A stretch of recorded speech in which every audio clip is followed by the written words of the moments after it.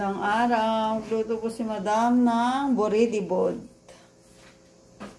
Magigisa na po siya. May mantika. Sunod na po yung bawang. Nagyan na po yung bawang. Sunod po ay sibuyas. Lagay ko na rin po yung sibuyas. Isa-isa lang po.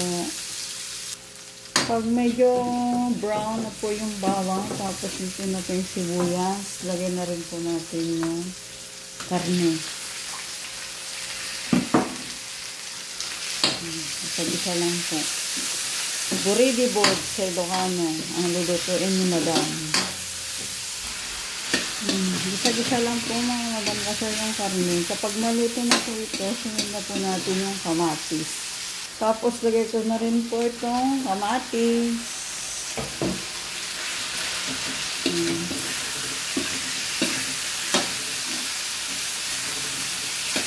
Isa-isa lang po. Lagay na rin po natin yung bunga ng malunggay at saka kamote.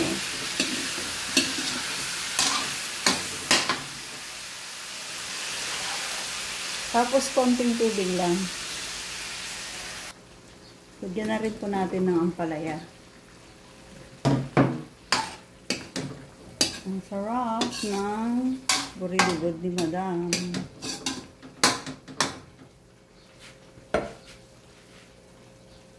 Tapos, lagay na rin po natin yung talong tsaka okra.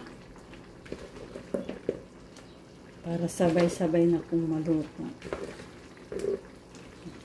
Parang style po rin siya ng pakbet.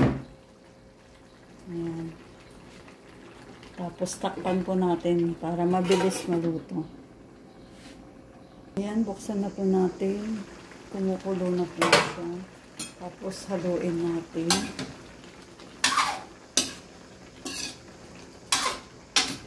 Lagyan na rin po natin ng pampalasa na bagoong.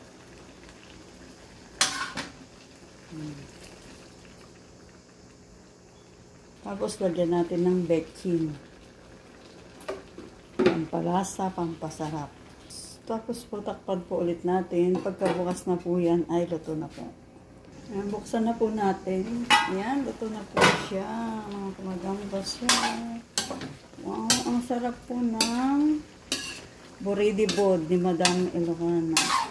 Ganito po kami magluto mga Ilocana, boridibod.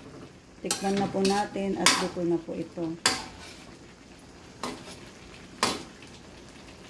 Ayan, luto na po yung boridibod ni Madam Ilocana. Kain na po tayo mga kamadam to sir. Ang sarap po ng gulay. Bye! Thank you for watching. Boridibod ni Madam.